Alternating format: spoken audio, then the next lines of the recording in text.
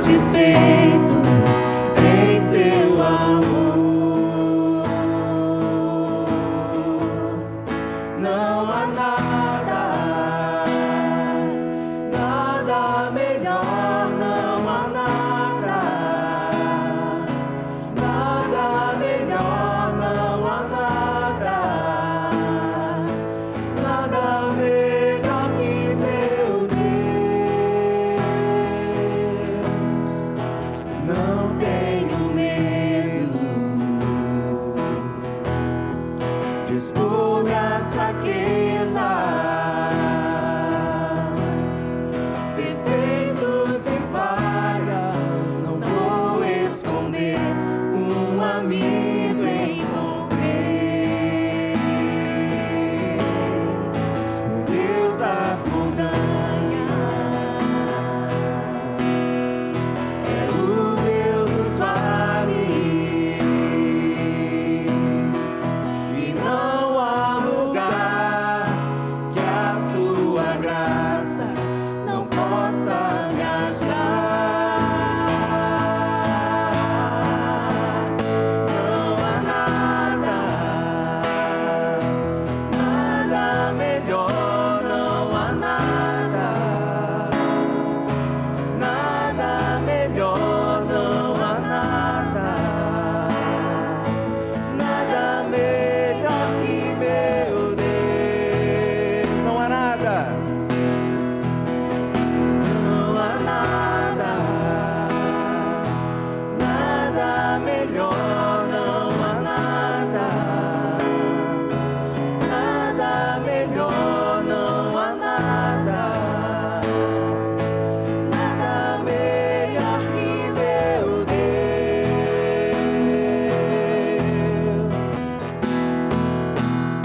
Torna o luto em festa,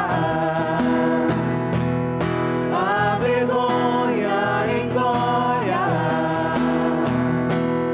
traz beleza às cinzas, o Senhor pode fazer.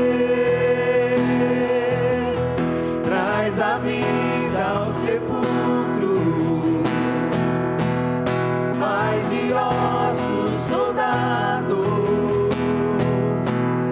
faz o mar um caminho, o Senhor pode fazer, só o Senhor pode fazer. Não há nada, nada melhor, não há nada, nada melhor, não há nada, nada melhor que meu Deus. Não há nada, não há nada, nada melhor, não há nada, nada melhor, não há nada, nada melhor que meu Deus.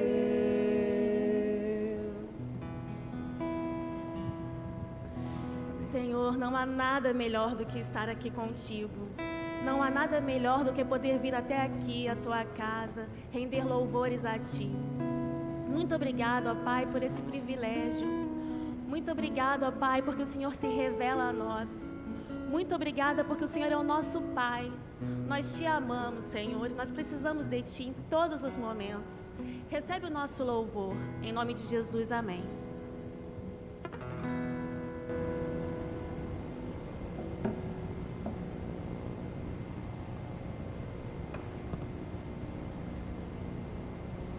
Igreja, a maior parte de vocês sabe que eu faço teatro, mas eu sou tímida, eu tenho vergonha, então estar aqui é um desafio para mim. Então, mais uma vez, peço desculpa pelas confusões, mas Deus está no comando e, graças a Deus, tudo vai continuar dando certo. Gostaria de convidar agora as crianças de 4 a 8 anos para o culto infantil.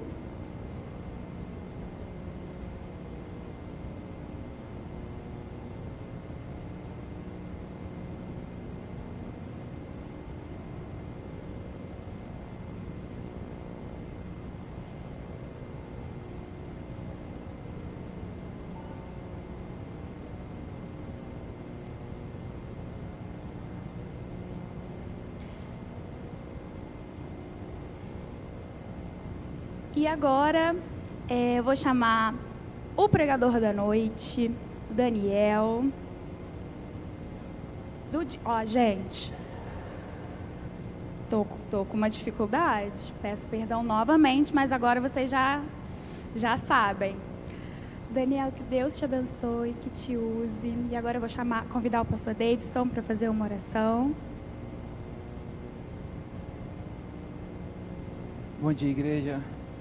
Milena, você não tem que se desculpar não, é assim mesmo, tá? Sei que você já chegou na noite, né? Tá fazendo a programação da noite, chamando o pregador da noite também, mas é assim mesmo, que Deus continue te abençoando. É estranho ver ela confessando que é tímida, né? A gente não acredita que ela é tímida, mas é interessante, que Deus continue te abençoando, te usando, eu acredito que vai usar muito mais, tá? Deus abençoe. Daniel Fejoli é um presente que a gente recebeu esse ano passado, né? Ano passado. É um presente que a gente recebeu ano passado. Um jovem veio lá de Petrópolis e com tão pouco tempo ele já chegou e já ganhou o coração de todo mundo da nossa juventude. E com um jeito expansivo dele de ser, ele gosta da resenha, ele gosta de falar. E aí ele estava morando aqui sozinho, em Volta Redonda. E aí ele não aguenta ficar sozinho, aí veio o irmão dele para poder ouvir, porque ele precisa de alguém para conversar, né? Ele fala bastante, e essa é a grande característica dele, né? Falador. Mas ele é uma joia preciosa, irmãos. Ele chegou aqui, ganhou o nosso coração, e não só ele é esse jovem alegre que gosta de conversar, mas também tem um conhecimento muito profundo na Bíblia, e leva a Deus muito a sério. E ele não só isso, se não só bastasse isso, ele é um rapaz muito estudioso também, muito dedicado, e qualquer coisa que a gente vai conversar com ele, ele sabe conversar, ele tem uma lábia muito, muito boa, no bom sentido, né? E ele é estudante de Direito na UF, e pode falar. E aí o ano passado, esse ano, e agora estou confuso, mas ele foi representar a UF lá nos Estados Unidos, num projeto da UF, ele se inscreveu, ele foi selecionado para estar representando a UF, foi em Nova York, né? Desculpa aí, né? Foi lá para Nova York representar a UF, um rapaz que tá sendo preparado para essa área, e a gente acredita muito que ele não vai ser só um bom advogado, ele não vai ser só um excelente advogado, mas vai ser um advogado para o reino de Deus, com um propósito que vai fazer diferença por onde ele passar. E ele tem feito a diferença aqui na nossa igreja, na nossa juventude. O tempo que ele está estudando aqui em Volta Redonda, ele tem usado esse tempo para abençoar a nossa igreja. Hoje ele é um dos líderes também do PG, universitários aqui da nossa igreja, e agora também está com um PG lá dentro da UF também, motivado em ganhar pessoas, em ganhar a juventude. Também tem um movimento lá dentro da UF, do Aterrado, e ele tem liderado também esse pequeno grupo que a gente chama de célula lá dentro, né? E ele tem sido muito usado. Daniel, que Deus te abençoe agora, essa manhã, que Deus te abençoe, e eu acredito muito que você vai ser instrumento de Deus nessa manhã para abençoar a nossa igreja. Senhor, eu quero te agradecer pela vida do Daniel Fejoli, agradecer por todas as coisas que o Senhor tem feito na vida dele, por todas as coisas que o Senhor tem feito através da vida dele, e por todos os planos que o Senhor tem na vida dele, Pai. Louvamos ao Senhor pela oportunidade, como igreja, de termos ele aqui com a gente, passando esse tempo aqui em Volta Redonda. Agradecemos ao Senhor pela oportunidade e pelo privilégio que temos de conhecê-lo e de estar tão próximo dele. Pedimos em nome de Jesus que o Senhor nesse momento possa estar usando o teu servo para abençoar a tua igreja, que a tua palavra possa ser pregada aqui e que a gente possa ouvir, e não só ouvir, mas aplicar a tua palavra em nossa vida, Pai. Em nome de Jesus, abençoe a vida do Daniel e que ele possa ser o instrumento do Senhor nessa manhã. Amém.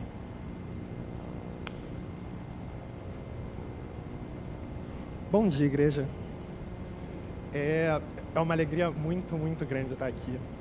Primeiramente, agradecer ao pastor Carlos, ao pastor Davidson, por essa oportunidade. E, sendo bem sincero, para mim eu falo até um pouquinho emocionado. Quando eu estou aqui, eu me lembro muito do meu avô. Eu já comentei várias vezes com os meus amigos e colegas, mas o meu avô foi um pastor batista. Ele era da primeira igreja batista de Vila Canaã. E eu cresci vindo para uma igreja como essa. E é muito, muito feliz estar aqui. E eu me lembro muito dele. E eu digo isso principalmente para os que são aqui, jovens não, no caso, que são avós, que são pais, que têm netos, filhos, e que vêm para a igreja e às vezes fica pensando, poxa, será que o meu filho está vendo? Será que ele se importa? E eu falo como filho, como neto, a gente está vendo. A gente vê quando ora, vê a importância que dá para a Bíblia, a importância que dá para a igreja. E se eu estou aqui muito, é por causa desse meu avô. Então, falo isso com muita emoção. O texto que a gente vai começar a meditar no dia de hoje é 1 João 4, 10, 11.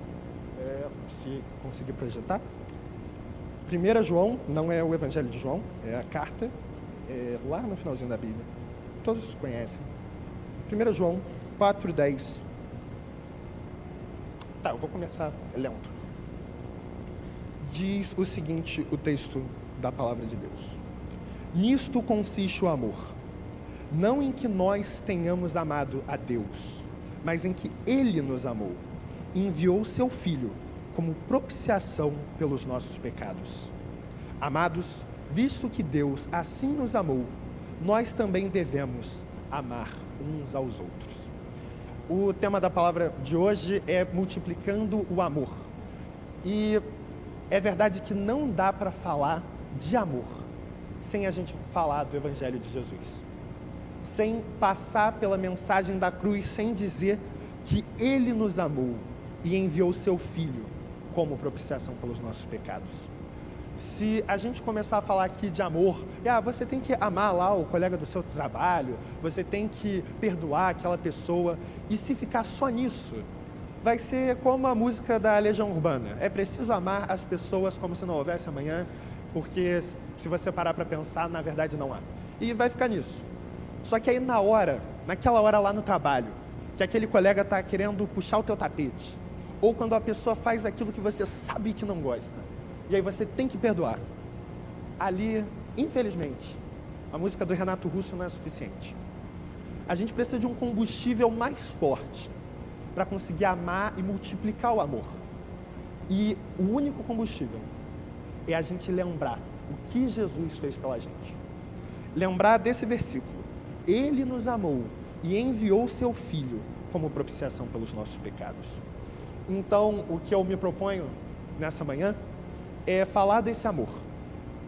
É mostrar aqui, explicitar o tamanho do amor que Deus tem por cada um de nós. E que a gente possa falar como Paulo, que esse amor nos constrange.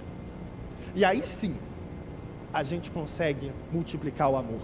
A gente consegue amar o nosso inimigo, a gente consegue perdoar quem falhou conosco. Então, para falar desse amor, eu vou para uma passagem muito conhecida de todos os irmãos aqui, que está lá em Lucas, capítulo 15, versículo 11. É a parábola do filho pródigo. Acredito que todos já conhecem a história, mas a gente vai ouvir mais uma vez, porque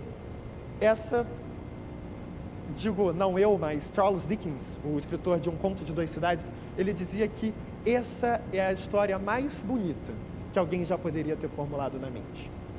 E foi formulado pela mente do nosso Senhor, e eu acredito que ele estava certo. A parábola do filho perdido, versículo 11. A gente vai meditar nessa parábola. A gente vai ver o amor de Deus aqui. E aí sim, a gente começa a pensar em como amar o nosso próximo. Então, versículo 11 diz o seguinte: Jesus continuou: um homem tinha 2 filhos. O mais novo disse ao seu pai: pai, quero a minha parte da herança. Vamos pensar nisso daqui primeiro, ok? numa casa, naquela época, era muito clara a hierarquia. Tinha o pai, o senhor, era uma sociedade patriarcal, então tinha o senhor da casa, o pai, que a gente às vezes fica imaginando um senhorzinho de idade, cabelo branco, mas o pessoal casava e tinha filho muito cedo. Esse pai, bota aí que ele tinha uns 40 e pouco, era um pai jovem, muito provavelmente. E ele tem um filho mais novo e um filho mais velho. O primogênito, o filho mais velho, é aquele que recebe os maiores benefícios de ser filho daquele pai.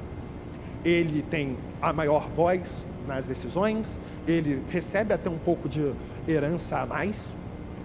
E abaixo do filho mais velho, tem o filho mais novo, o caçula. Ele, naquela época, tinha menos. Ele tinha menos poder, ele tinha menos benefícios ali como filho, mas era senhor da casa.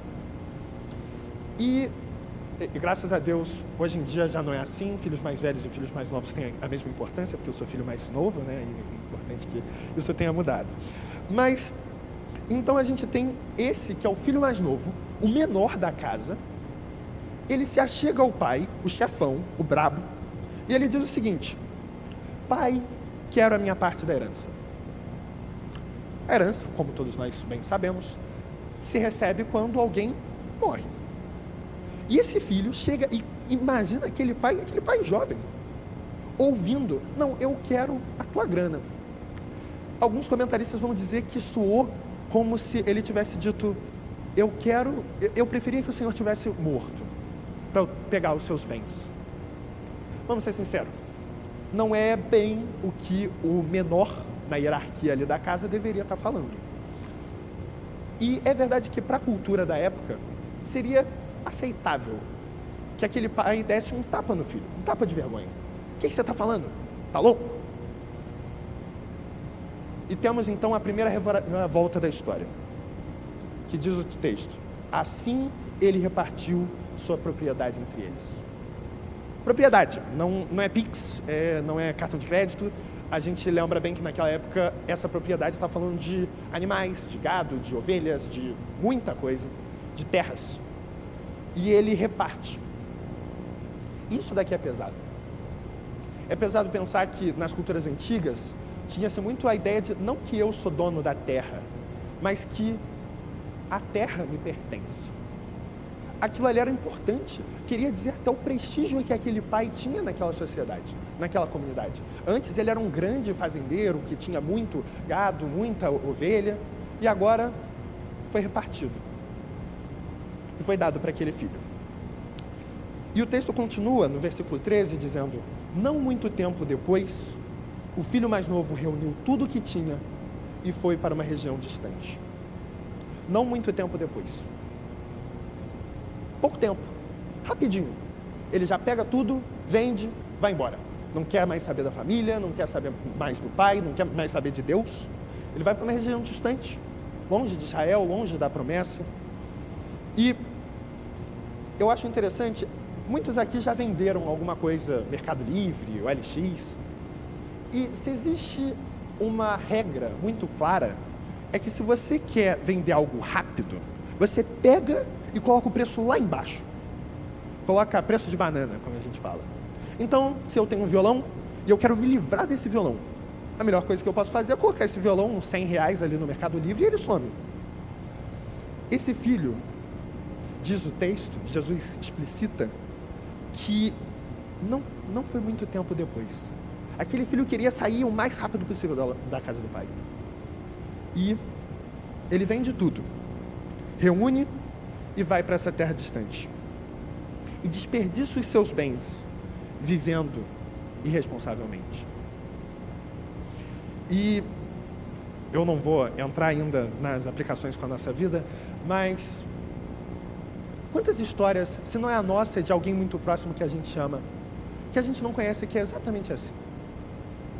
Que Deus traz talentos, traz bênçãos, e aí a pessoa, por tão pouco, vende tudo e vai para longe.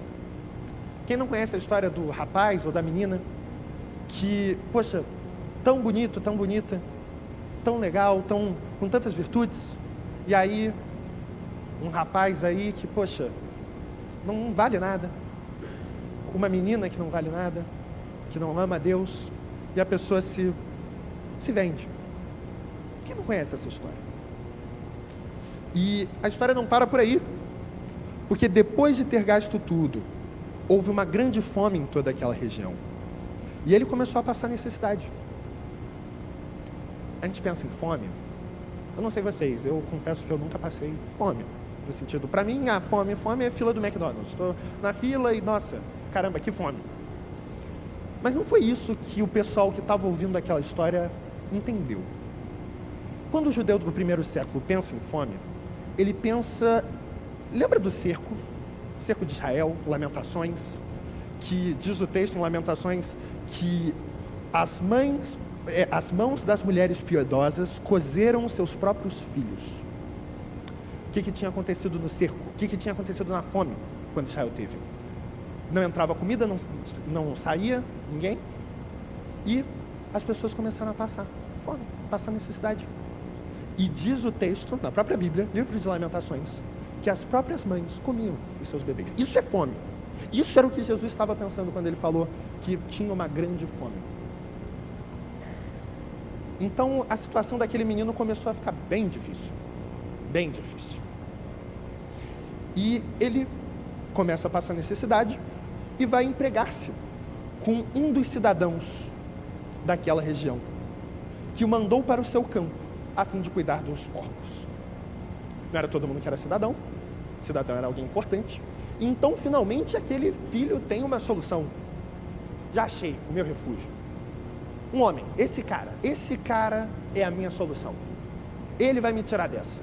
Então ele se agarra naquele cidadão, e aquele cidadão manda ele cuidar dos porcos. E diz o texto aqui, ele desejava encher o estômago com as vagens de alfarrobeira que os porcos comiam, mas ninguém lhe dava nada. Cidadão nem para pagar um salário.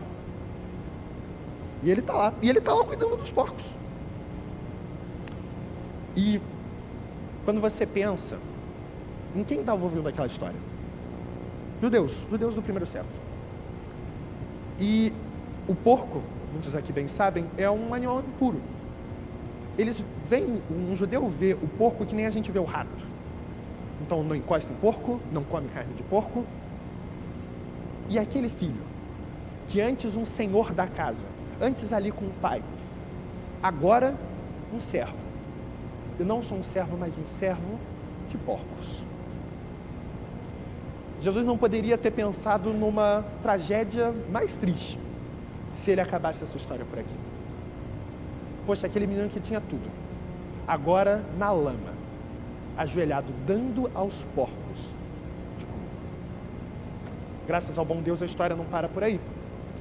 Mas eu gostaria de pensar um pouquinho, quem que é esse filho?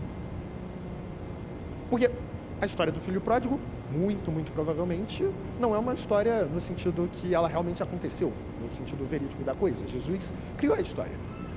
Mas Jesus criou a história pensando em alguém. E quem que é o filho mais novo? Essa é a parte da mensagem que começa a ficar meio desconfortável. Porque o filho mais novo na história, chega aí a segunda reviravolta, é esse que vos fala. O filho mais novo na história é aquele que quando você olha para o espelho, olha para você de volta. O filho mais novo, esse que se desviou e saiu do bom caminho, a Bíblia vai dizer que é a humanidade em geral, que todos pecaram e destituídos estão da glória de Deus. E eu sei que a gente conhece o Evangelho, estamos aqui domingo de manhã, mas Paulo vai falar que é importante a gente lembrar, é segurança para a gente lembrar dessas coisas. Então que mais uma vez a gente ouça de novo a mensagem da cruz, que nos diz, como em Efésios 2, que antes estávamos mortos nas nossas transgressões e pecados, seguindo o príncipe deste mundo, seguindo os nossos próprios desejos. Nós pecamos contra Deus. Isaías 53 vai falar que todos nós, como ovelhas, nos desviamos. E você pode ser como eu, talvez um jovem aqui, cresceu na igreja, entendeu? Se colocar aí no histórico, não bebeu, não fumou, não fez nada dessas coisas erradas e tudo mais, será mesmo? Será mesmo que eu sou esse filho mais novo? E eu te digo, meu amigo, como alguém que também cresceu nessa situação, nós já fomos esse filho mais novo. Os nossos maus pensamentos, aquelas coisas que a gente tem vergonha até de lembrar. Que se eu colocasse aqui um DVD, ninguém usa mais DVD, mas você entendeu, e colocasse tudo que você pensou na semana passada, não o que você fez, aí seria estaria entrando na sua privacidade, mas o que você pensou semana passada, será que a gente olharia com orgulho? Meus amigos, nós somos esse filho mais novo, e a gente precisa de Jesus. E ele diz aqui que todos pecaram. Uma ofensa contra um Deus infinito. Uma ofensa contra um Deus infinito. Só que o bom é que a história não para por aí. O Evangelho é a boa notícia. E a boa notícia da salvação. E o Evangelho continua com o versículo 17. Pela graça de Deus existe um versículo 17. Que diz o seguinte: caindo em si, ele disse: até os trabalhadores de meu pai têm fartura de pão, e eu aqui morrendo de fome. Eu me porei a caminho e voltarei para meu pai, e lhe direi: Pai, pequei contra o céu e contra ti. Aquele filho, ele cai em si. E ele lembra da bondade do seu pai. Porque ele lembra que até os trabalhadores têm fartura de pão.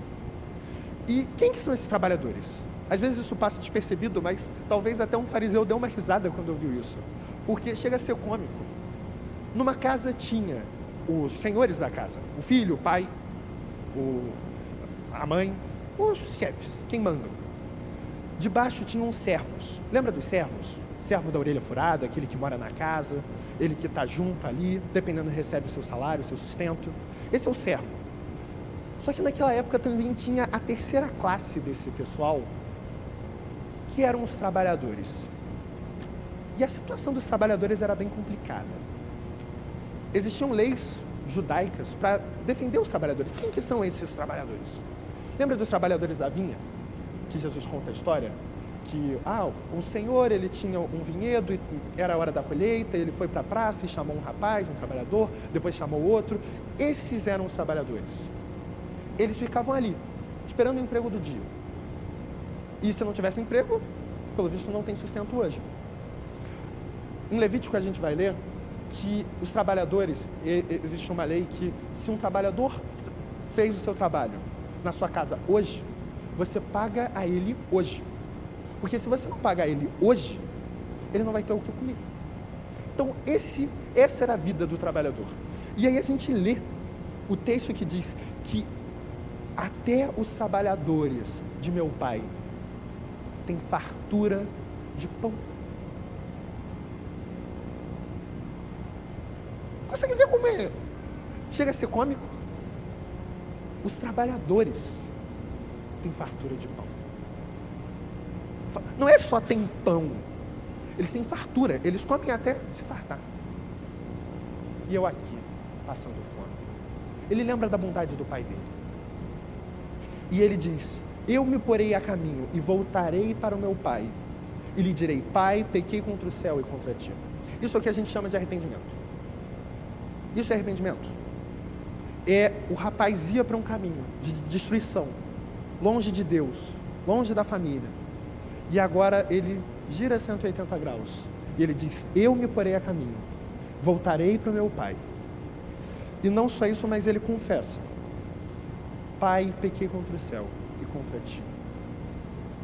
E é isso que Jesus clama a nós. Que a gente se arrependa. Que a gente se arrependa.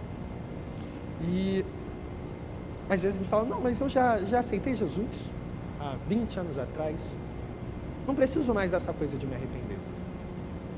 Mas, veja, Martinho Lutero, na primeira tese, ele diz o seguinte: que quando nosso Senhor Jesus disse arrependei-vos, ele não disse só uma vez, mas um estilo de vida de arrependimento.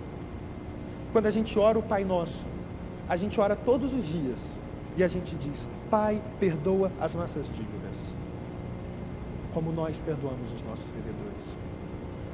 Então, esse rapaz, ele gira 180 graus e ele diz: me porei a caminho, voltarei para o meu pai e lhe direi: Pai, pequei contra o céu e contra ti, não sou mais digno de ser chamado teu filho, trata-me como um dos teus trabalhadores.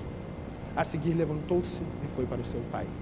E ele vai até o pai dele, mas ele tem um plano na cabeça também. Olha, realmente agora filho provavelmente não vou ser.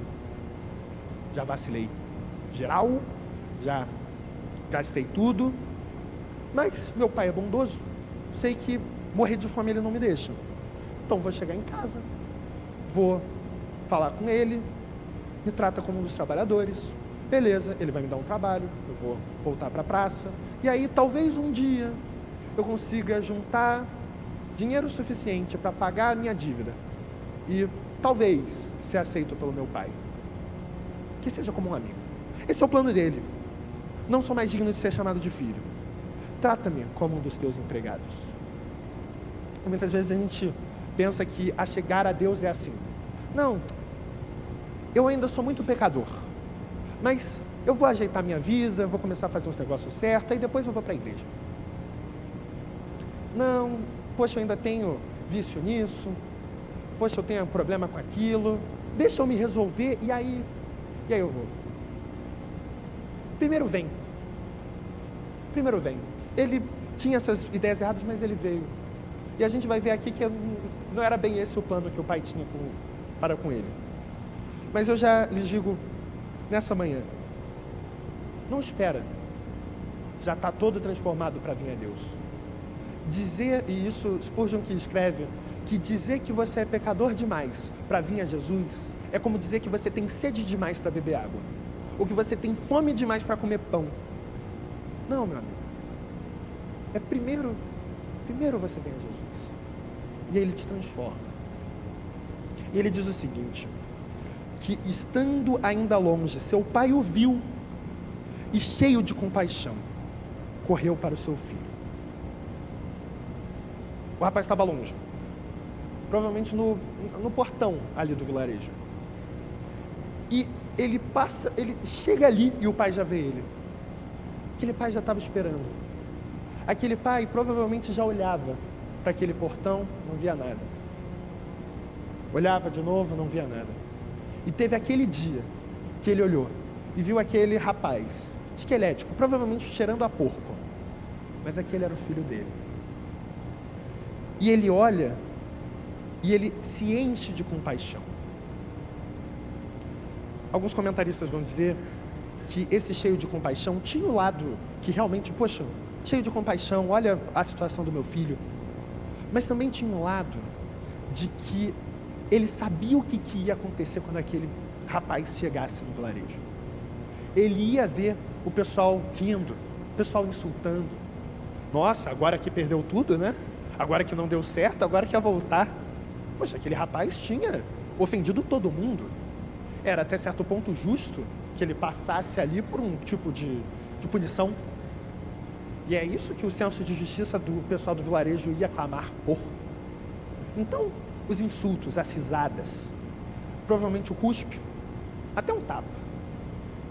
E ele teria que aguentar tudo aquilo em silêncio. O pai não quer isso para o filho. Ele se enche de compaixão. E ele corre. E ele corre para o seu filho. Ele corre. E pra gente, tipo, realmente o amor impulsionou ele não estava com pressa. Mas existe outra coisa aqui do corre. Porque lembra que o pessoal, naquela época, e as mulheres provavelmente vão saber disso melhor do que eu, mas usava aquelas roupas longas. Aquelas roupas, sabe? E vocês sabem bem que correr com esse tipo de roupa não é brincadeira. Você provavelmente tem que fazer uma coisa para você correr. Você levanta e você corre. E isso daqui, naquela cultura, era uma doideira.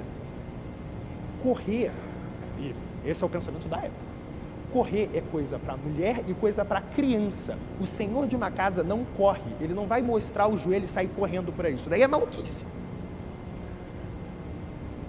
Aquilo era muita vergonha. A gente tem relatos de fariseus do primeiro século, que tem um específico que é engraçado, que ele levantou as vestes para passar num lugar de espinho, ele foi expulso da ordem. Porque isso não é coisa que se faça. Tem tradução da Bíblia em árabe que não traduz isso como correu. É vergonhoso. Um personagem que representa Deus. Mas Jesus sabe o que ele está falando aqui. Ele não colocou, poxa, esqueci. Não. Esse é o ponto. Ele corre. E ele sabe, e essa é a ideia. O pai sabe que o pessoal vai rir dele. Que é isso? O que esse cara está fazendo? Ele é doido? E sabe qual é o ponto? Para ele não tem problema. Os insultos agora que iam recair sobre o filho, que recaia sobre mim. As risadas, a punição, que seja em mim. Pensa o pai. E ele corre. E cheio de compaixão, abraça e beija o filho. E o filho começa: Pai, pequei contra o céu e contra ti. Não sou mais digno de ser chamado teu filho. Ele começa a falar o textinho que ele tinha memorizado. Mas o pai disse aos seus servos: depressa, tragam a melhor roupa e vistam nele. Coloquem um anel em seu dedo e calçados em seus pés. A melhor roupa. Na sua casa tem uma melhor roupa? Pensa aí, qual que é a melhor roupa? Poxa, eu tenho uma melhor roupa. Que, poxa, faço direito, né? Então, coloco o meu colete, coloco minha gravata, saio na beca.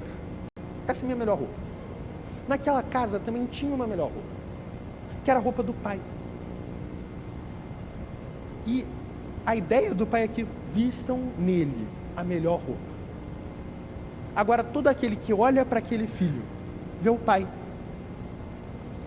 Não só isso, mas ele diz: coloquem um anel em seu dedo. O anel era como a gente colocava os contratos, selava com o anel. E agora aquele filho, que voltou agora, ele é de confiança do pai. Ele pode colocar ali a assinatura da família. Ele tem plenos poderes sobre a casa. O pai confia naquele filho. E continua aqui: calçados em seus pés. Não era todo mundo que usava calçado, era até, de certa forma, algo relativamente luxuoso. Tragam um novilho gordo e matem-no. Vamos fazer uma festa e alegrar-nos. Pois este meu filho estava morto e voltou à vida. Estava perdido e foi achado. E começaram a festejar o seu regresso. É muito bonito. E aí eu pergunto: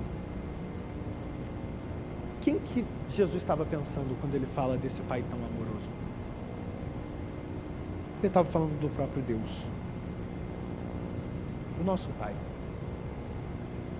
E o pai não está pensando naqueles planos do filho: não, você vai trabalhar para mim e um tempão, e aí depois que você pagar, a gente conversa. Não. Aquele pai, ele toma sobre si a vergonha. E ele aceita o filho em casa. E essa história, que, como eu disse, é só uma história, mas ela reflete algo muito mais profundo, que acontece na vida de todo aquele que crê em Cristo Jesus. Porque o nosso Senhor, ele não só teve a humilhação de correr, ele teve uma humilhação maior. Ele foi pregado naquela cruz, colocado naquele madeiro. Isaías 53:5, uma profecia messiânica, vai dizer que ele foi transpassado por causa das nossas iniquidades. O castigo que nos traz a paz estava sobre ele, e pelas suas feridas fomos curados. Jesus morre naquela cruz, envergonhado, dizendo que não recaia sobre o meu povo a condenação e a vergonha, mas que recaia sobre mim. Se isso é verdade, eu peço que vocês reflitam nisso. se isso realmente for verdade, como isso muda na minha vida? O Deus, Criador de todo o universo, Ele morreu por mim, humilhado naquele pedaço de madeira, feito transgressor. Sobre Ele recaiu a ira de Deus. E Isaías 53 vai falar que a Deus aprouve, que Deus se agradou em moê-lo e fazê-lo sofrer. Porque Cristo, quando estava naquela cruz, não era o pecado dele, porque ele não tinha pecado, mas ali sobre ele era o meu pecado, era o nosso pecado. E a Deus aprouve moê-lo. E para Cristo, tudo bem, que seja sobre mim e não sobre os meus. O bom pastor dá a vida pelas suas ovelhas. E Ele tomou sobre si a nossa transgressão.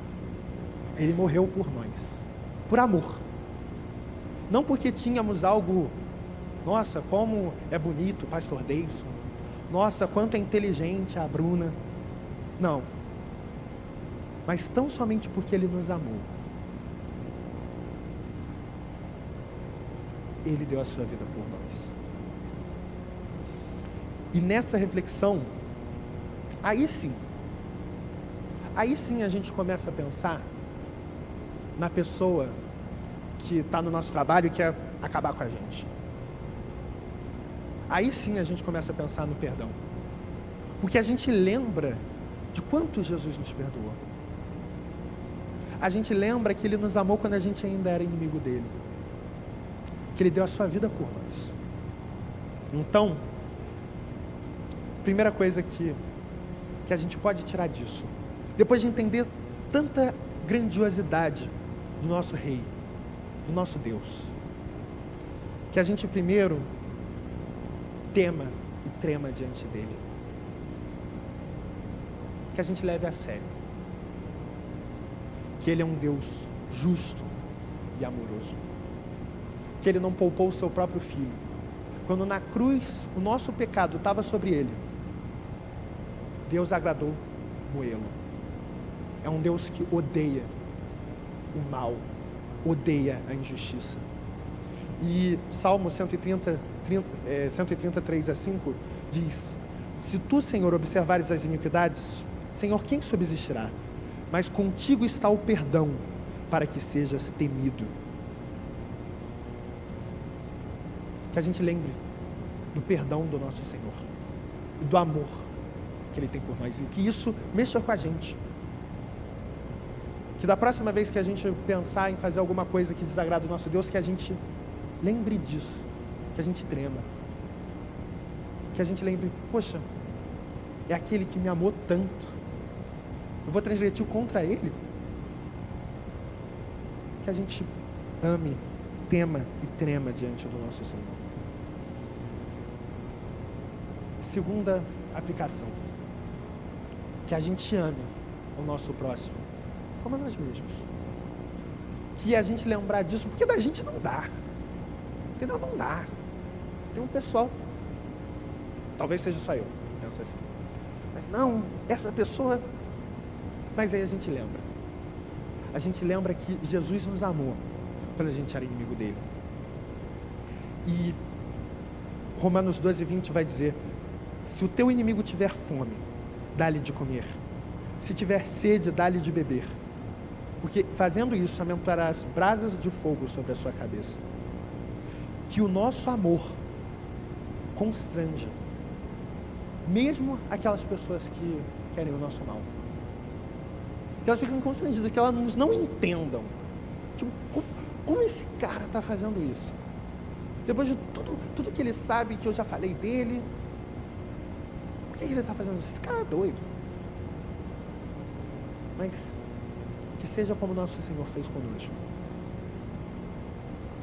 E Jesus vai dizer: vocês ouviram o que foi dito, Mateus 5, 43 a 44. Ame o seu próximo e odeie o seu inimigo. Mas eu digo, amem os seus inimigos e orem por aqueles que os perseguem. Isso é muito difícil na nossa força. Na nossa força não dá. Mas na força de Jesus, olhando para Ele, a gente consegue. A gente lembra, é o que o texto lá no começo a gente falou. Amados, se Deus nos amou assim, também devemos amar uns aos outros. Então que saia dali a nossa força. E a terceira aplicação, que é a mais difícil, em muitos casos, é o perdoar.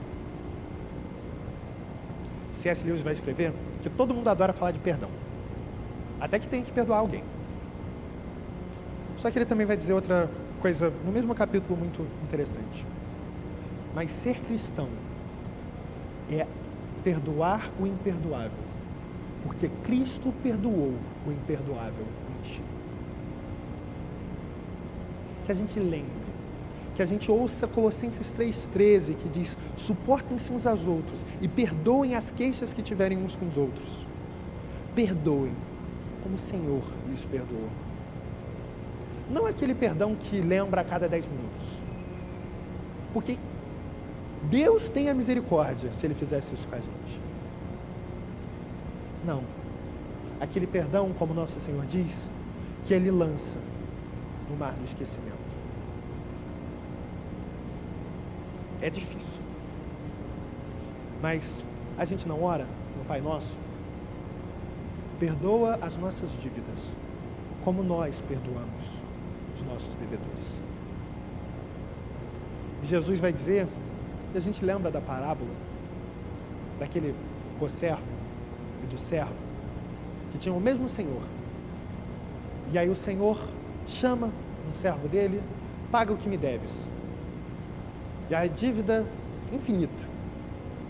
Jesus coloca um número absurdo, 1000 talentos, que é milhões e milhões de dias de trabalho. E aí aquele servo diz: não tenho como pagar, tem misericórdia de mim. O Senhor perdoa ele. E depois que ele sai, ele já acha outro e diz: paga o que me deve. Aquele servo que tinha acabado de ser perdoado: não, paga o que me deve. Poxa, não posso pagar, tem misericórdia de mim. Não, não vou ter não, vai para a prisão. Vocês lembram dessa história? Vocês lembram o que acontece com o servo no final? Que se recusou a perdoar? Diz que o Senhor ouve a história, chama ele de novo e fala: por que você não perdoou? Uma dívida tão baixa, depois de eu ter perdoado tudo aquilo. Não, agora você vai para a prisão. E agora você vai pagar. Jesus vai dizer, e as palavras do Mestre, quem dera fossem as minhas podem ser ignoradas, mas o próprio Deus, Jesus, dizendo: quando estiverem orando, Marcos 11, 25 a 26, quando estiverem orando, se tiverem alguma coisa contra alguém, perdoem-lhe, para que também o Pai Celestial perdoe os nossos pecados, os seus pecados. Mas se vocês não perdoarem, também o seu Pai que está nos céus não perdoará os seus pecados. Que a gente perdoe. Que a gente, tendo em vista tudo aquilo que aquele Pai fez por nós. Ele deu a sua vida. Ele se entregou. Ele tomou a vergonha. Que a gente também perdoe o nosso irmão. Que a gente olhe e diga: eu te perdoo. E que a gente constrange o nosso amor. E termino com o seguinte versículo. Romanos 13:10. O amor não faz mal ao próximo, de sorte que o cumprimento da lei é o amor. Que a gente ame o nosso próximo. Que a gente ame os nossos inimigos, como Deus nos amou e enviou o seu Filho como expiação pelos nossos pecados. E eu agradeço a oportunidade. Deus abençoe a todos. Eu vou fazer uma oração. Que a gente medite nisso nesse dia. Senhor, meu Deus e meu Pai, a gente vem diante de Ti com as nossas falhas, os nossos pecados, mas a gente vem diante de Ti. Perdoa as nossas dívidas, Senhor, e nos ajuda a perdoar os nossos devedores. Tem misericórdia de nós, Senhor. Muito obrigado por aquilo que o Senhor fez naquela cruz.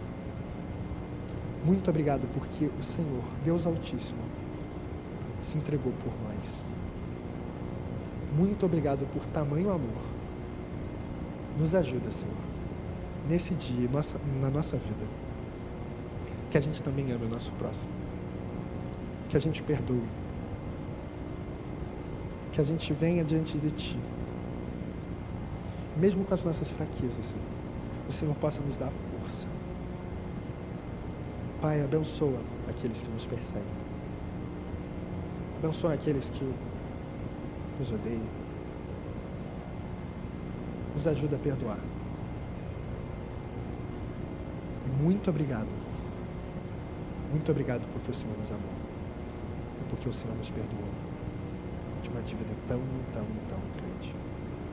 Que o seu nome seja louvado, Senhor. Em nome de Jesus. Amém.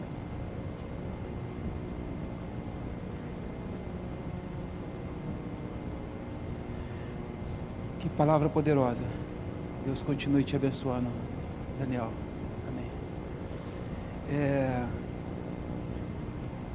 Os irmãos perceberam que a oratória não é dificuldade nenhuma para o Daniel. O Daniel tem essa facilidade incrível de se comunicar. E nessa manhã ele trouxe essa reflexão para a gente do amor de Deus para a nossa vida e o que ele fez, a atitude dele na cruz, mostrando que aquela vergonha que deveria ser a nossa, ele levou sobre si lá na cruz. Que a gente multiplique esse amor de Deus, esse amor que Deus tem pela humanidade, que a gente, entendendo isso, a gente multiplique, estendendo a mão para o próximo, fazendo o bem para o próximo, demonstrando esse amor que vem de Deus para o próximo. Que Deus te abençoe. Irmãos, guardem esse nome, Daniel Feijoli. Vocês ainda vão ouvir muito esse nome no Brasil.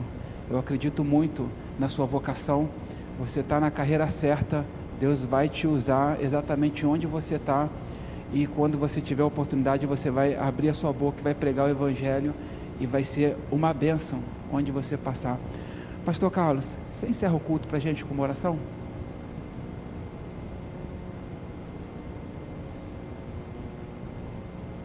Irmãos, eu não sei como cada um de vocês finalmente chega a esse momento da manhã, porque nós estamos diante de um texto extremamente conhecido, mas a verdade é que eu saio daqui desta manhã extremamente movido, mexido, não sei, trabalhado pelo Espírito Santo de Deus. Tremendo como que Deus nos mostra a nossa miséria, como que Ele consegue fazer isso, mostrar a nossa miséria, e ao mesmo tempo, ao mostrar a nossa miséria, Ele nos lembra: olha, eu te amo, e eu quero que você esteja debaixo das minhas mãos. Talvez nesta manhã não tenha sido só eu aquela pessoa que o Espírito Santo de Deus nos trouxe verdades maravilhosas, fazendo-nos lembrar do nosso Pai amoroso como Ele é. Às vezes a gente se esquece disso, né?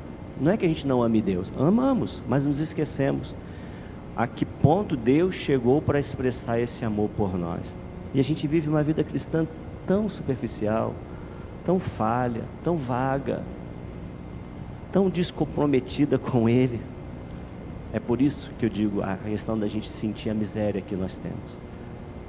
Considerando a oportunidade que me foi dada de orar, eu gostaria de que você também orasse comigo. Eu acredito que uma mensagem como essa, ela tem um propósito. E é um propósito muito particular com cada um de nós. E se nesta manhã você entende que o Espírito Santo de Deus está falando com você, então eu quero te convidar nesta hora a orar ao Senhor conosco.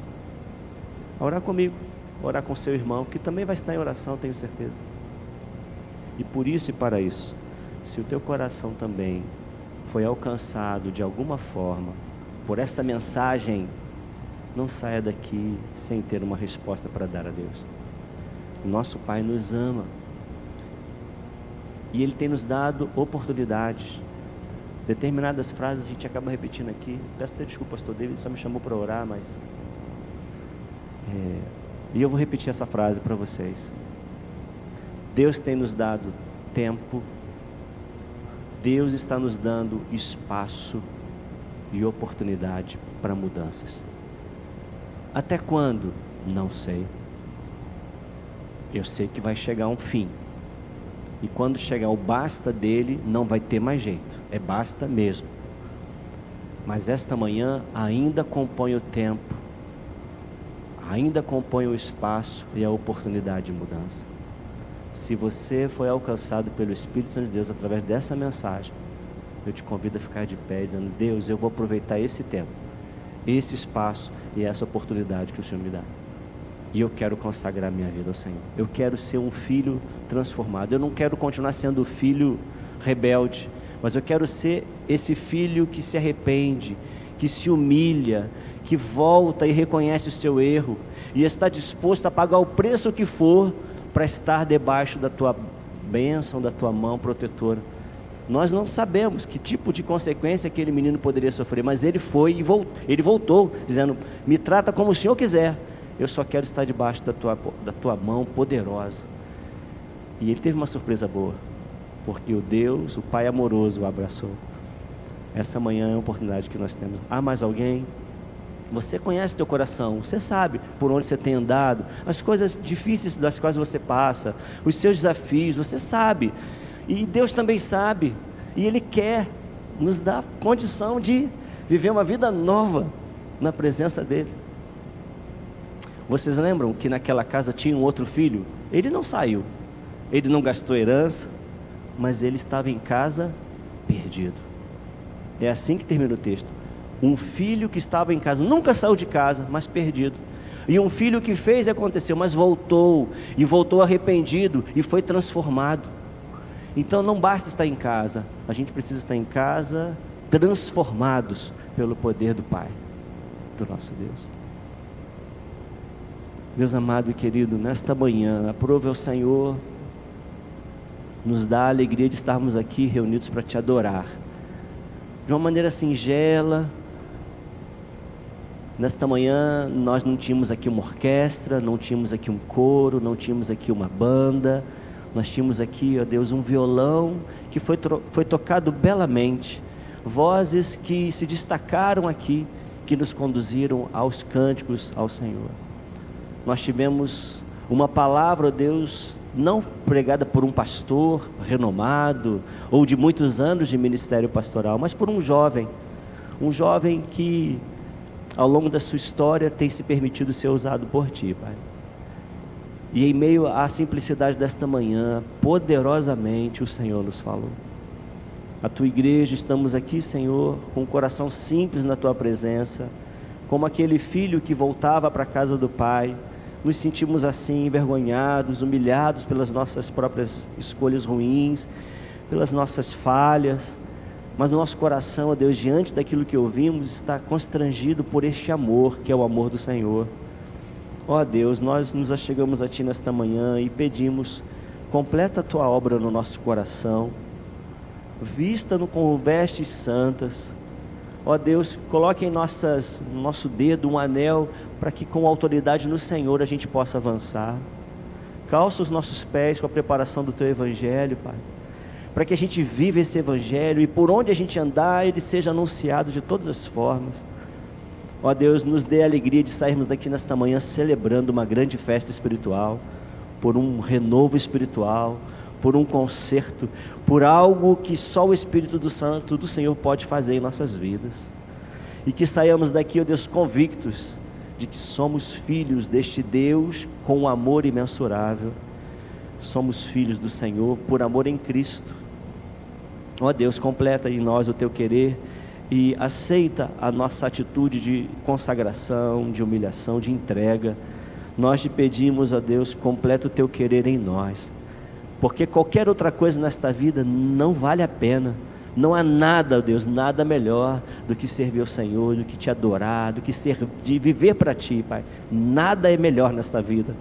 Por isso, nesta manhã, ó Deus, nós reconhecemos e entregamos a Ti o nosso viver e pedimos que Tu complete a Tua vontade. Obrigado, Pai, obrigado por esta hora. Em nome de Jesus Cristo nós oramos e entregamos a Ti este culto de louvor. Amém. Irmãos, que Deus continue nos abençoando. E 5h30, se você puder, venha somar conosco nas uniões, estaremos aqui. E logo em seguida, o culto. Que Deus a todos nos abençoe.